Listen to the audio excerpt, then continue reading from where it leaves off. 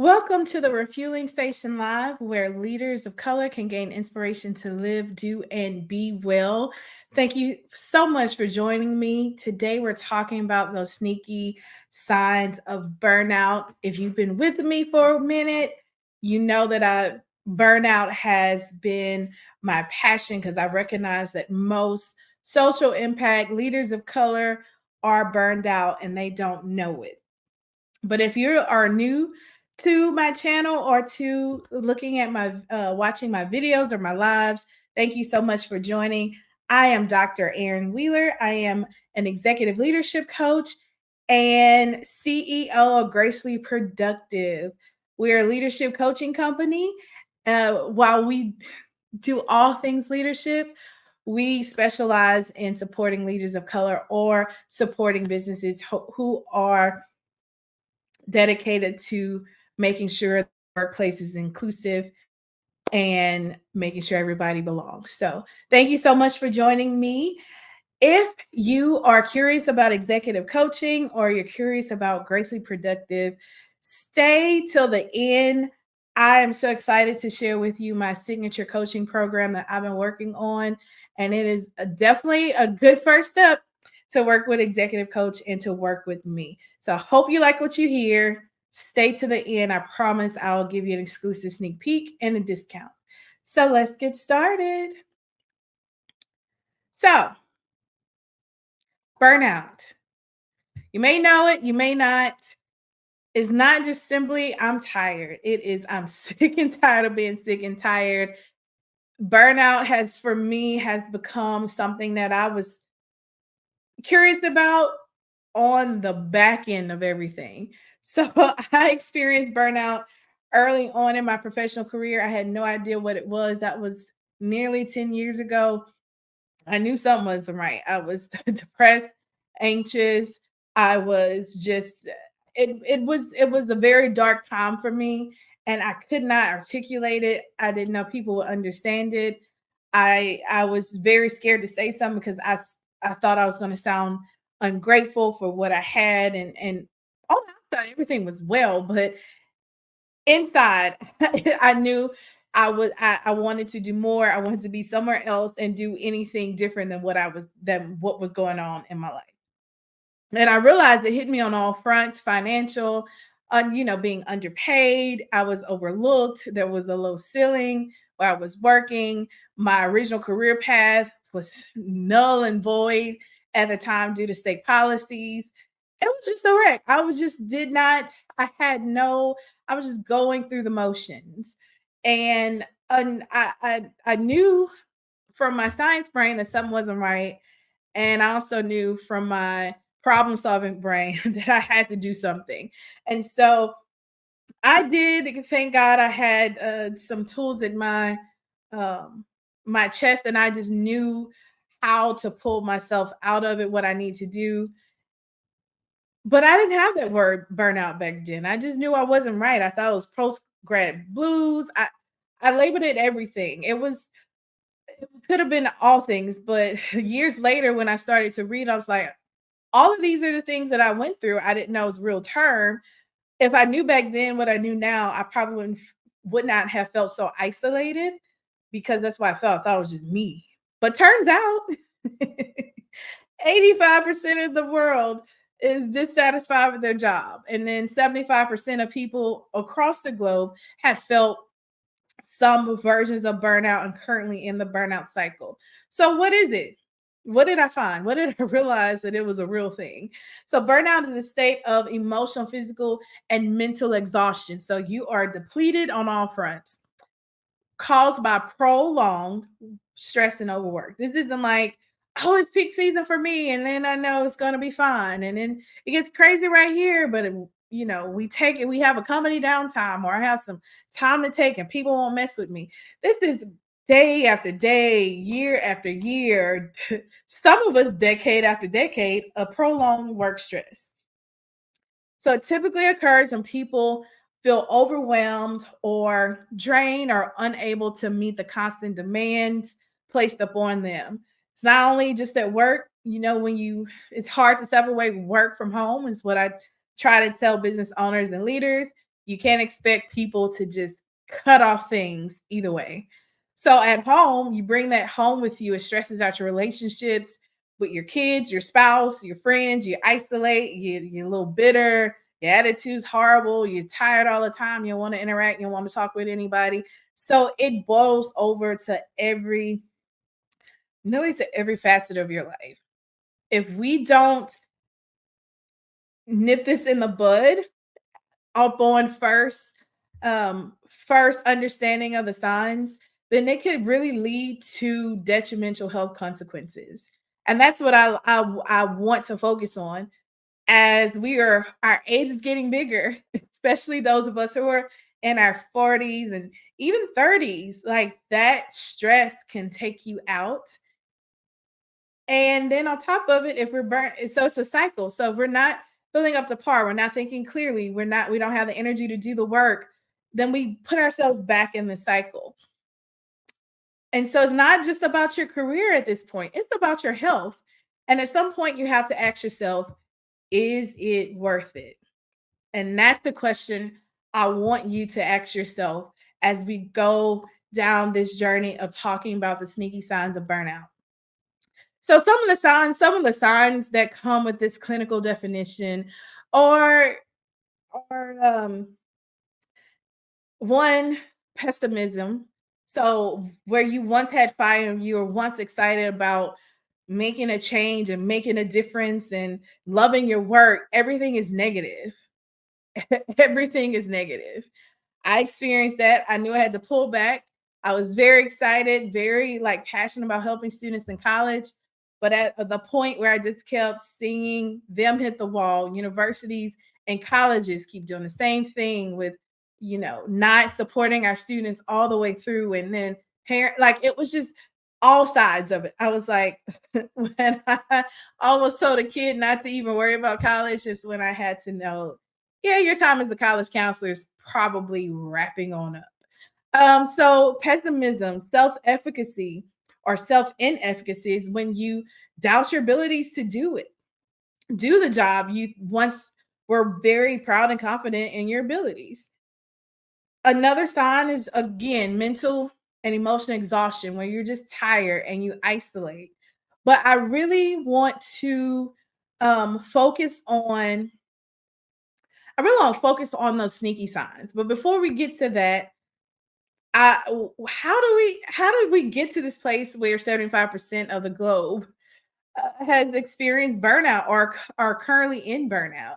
So you can almost come up with this list. Work pressure.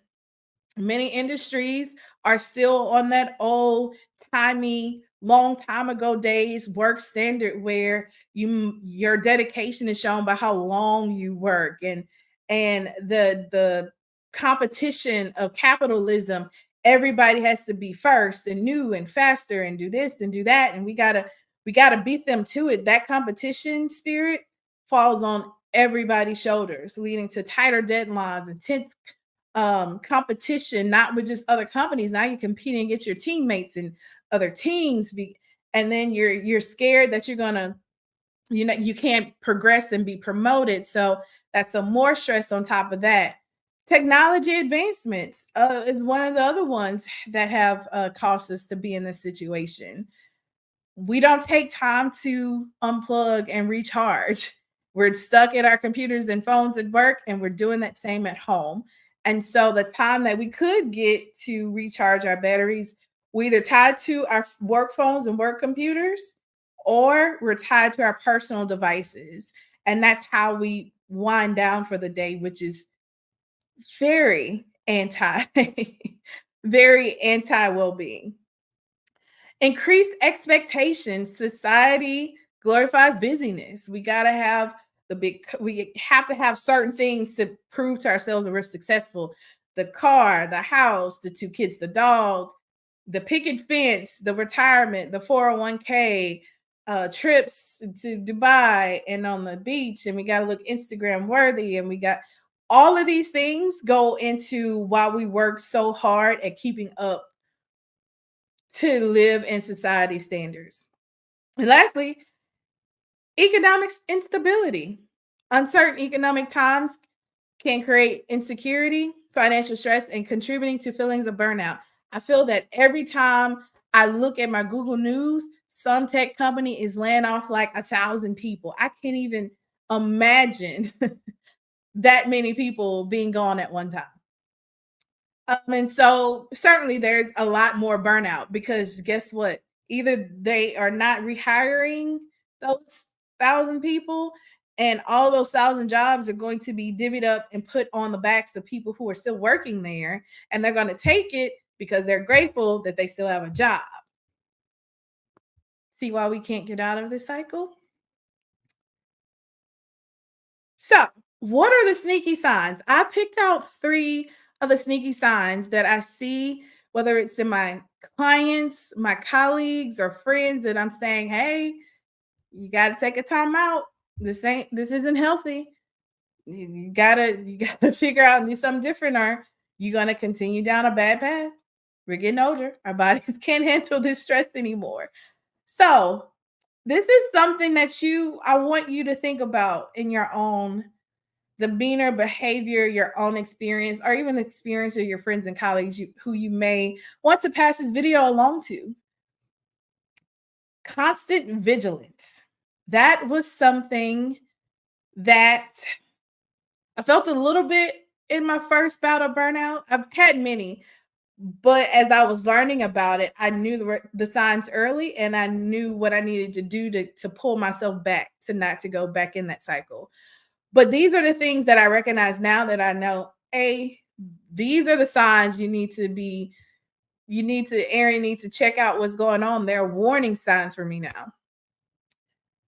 Constant vigilance, being in a state of constant alertness, scanning the environment for potential threats or problems, leading to heightened tension and stress. So this could happen even if your company is not experiencing layoffs or anything like that. But if you are unsafe in your environment and you feel threatened all the time, that somebody's looking over your shoulder, constantly saying something about your work, threatening your livelihood, threatening your position, never can say anything great about your feedback, always reminding you that your performance reviews are like threatening you, your performance reviews are coming up, your contract is ending, and all of these things. Like, even if you're in that type of environment, you're going to be looking over your shoulder constantly, and you're going to be looking to feel if there's a poke or a knife in your back to see what happens. Like, that's constant vigilance. It's not great when you have your guards up. Your body and your brain can do nothing but defend itself. It can't think clearly, it can't problem solve, it can't be creative, it can't be relaxed. You are on guard. Your body's saying you're at war. We don't know who the enemy is, but that constant alertness raises your cortisol. Cortisol is that hormone.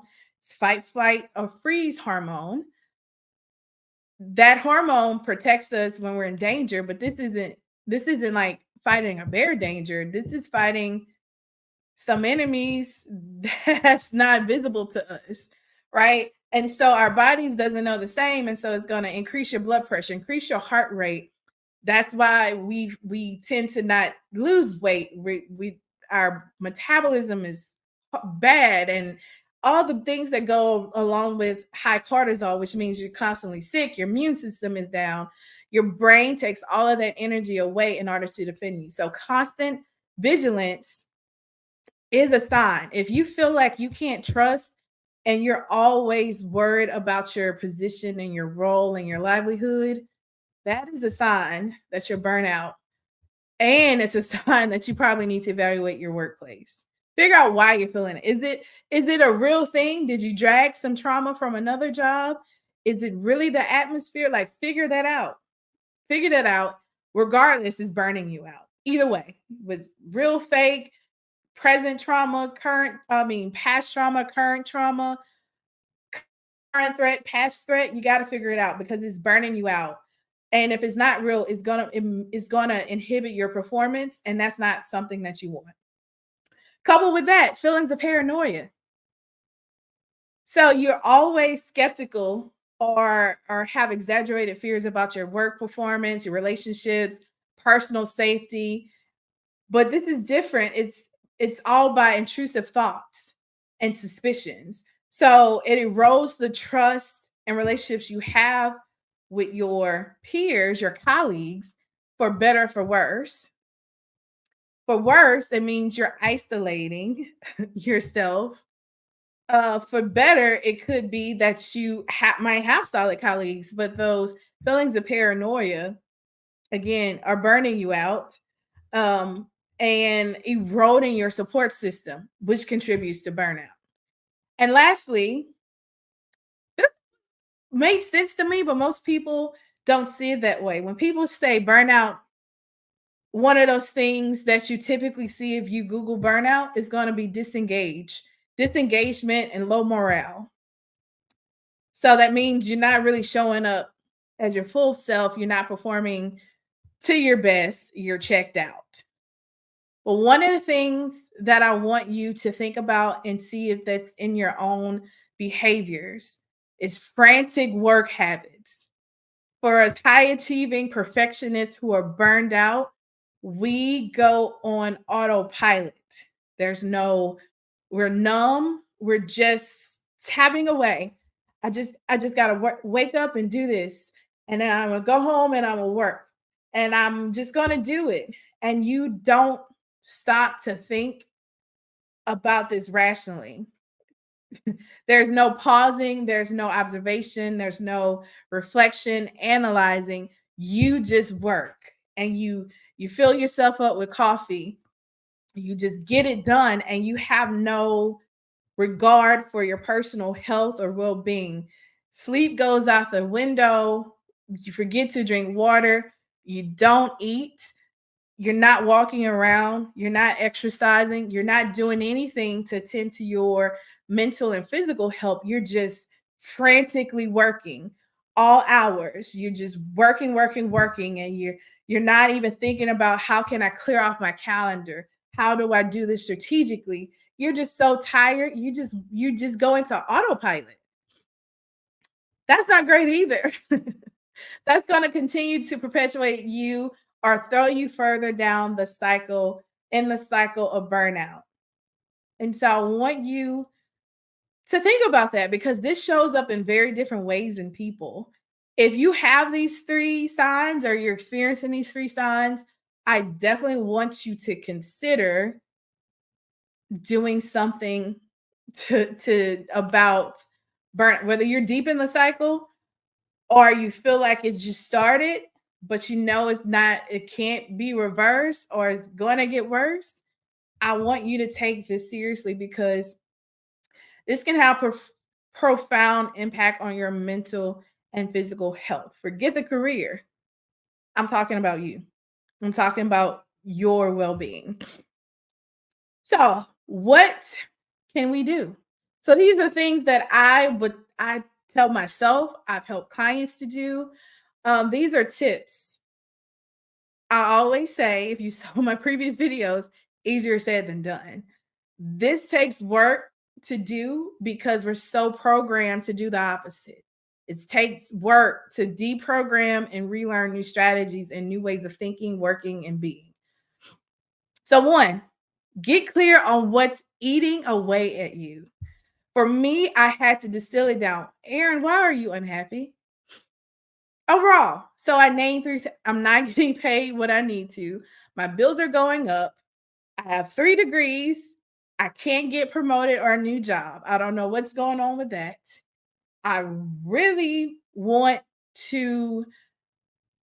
I was grieving my original career path because I saw myself as a full time faculty member, uh, writing grants, winning grants to do college first year STEM programming where I can help students of color enroll in STEM programs and get prepared. That was my dream job. Did not want to work full time hours, needed some flexibility, love having summers off, doing programming, doing things I love, all of those things. Did not get that. So I was grieving that. I didn't feel healthy at all. I didn't have any peace. I just grieved the life. So I got clear what was eating away at me. I got clear on what were the features of my job that I liked and that I hated. I had to get clear about what I wanted my career path to be, what I wanted my life to be, what I needed to make, what I wanted to do. I get clear on that because you can't change anything if you don't know what's to change. And people who don't do this often move from job to job to job, usually worse situations. And then they're totally depleted and hopeless because they're like, there's no job that I can have work life harmony. Tell yourself you have options and explore them. This is literally a step. Aaron, you have options. What are they? When you tell yourself that you have option, your brain goes to work. It opens up creative problem solution pathways in your brain. When we are burnout and we're just frantically working on autopilot, you already have told your body and yourself that this is the best I can do and I just got to do it. There's no other place for me and I just got to there's no better options for me. So I'm just going to suffer and survive through it. But you have to tell yourself there's better and I have options. Not only that, you have to practice self compassion. Tell yourself you deserve a safe workplace and an opportunity to enjoy your work and your life. We have to tell ourselves that because society, family, cultural messaging, and communities of color don't like this is work. Work is supposed to be hard. Who enjoys work? You got a good job with good benefits. You better stay. No, I deserve a safe workplace. I deserve to be respected, recognized, and I deserve and I have an opportunity to enjoy my work. You also have to make sure you are giving yourself positive self-talk, especially if you're in a toxic environment that's already eroding your confidence and permeating your brain with negative self-talk. You have to definitely give yourself grace and understanding. If you don't, you're going to let the workplace win over your mental and emotional health. And this is my favorite term, grow away. Learn what you need to learn, make yourself better despite what's in front of you, and grow where you need to, and then find a better workplace. Learn what you need to. So once you're clear, you can about what you don't like or what you don't need or what is affecting you the most, then you can say, hey, maybe some of these issues are my issues. Maybe I brought work trauma with me. Maybe I brought the paranoia with me. Grow where you need to. Maybe I wasn't the most communicative because I was scared to talk to people and I probably had horrible attitude because I ain't trust nobody. Grow where you need to, do the work, find a better workplace, and make sure you position yourself not to carry the same bad habits and work trauma to the new place, who may be your ideal place, but you can't see it past the work trauma. Lastly, set boundaries. If you are experiencing this and you're working over 40 hours, if you're a high achiever, perfectionist, you got to be okay with giving 100%. You can even be okay with giving 80 because you've been giving 120, 150 for years. It's going to be a change. They're going to say, well, what happened? Nothing happened. I'm just reprioritizing what I need. So you need to set boundaries. For me, when I got clear on things and I said, okay, I'm spending too much time at work, I need to carve out time to work on my business, to exercise, and do more and be more committed to my church, which gives me energy. All three of those things give me energy. So I made time for them. I said, I'm staying late on one day only. That's usually Monday to set myself up for the rest of the week. I'll give you one day.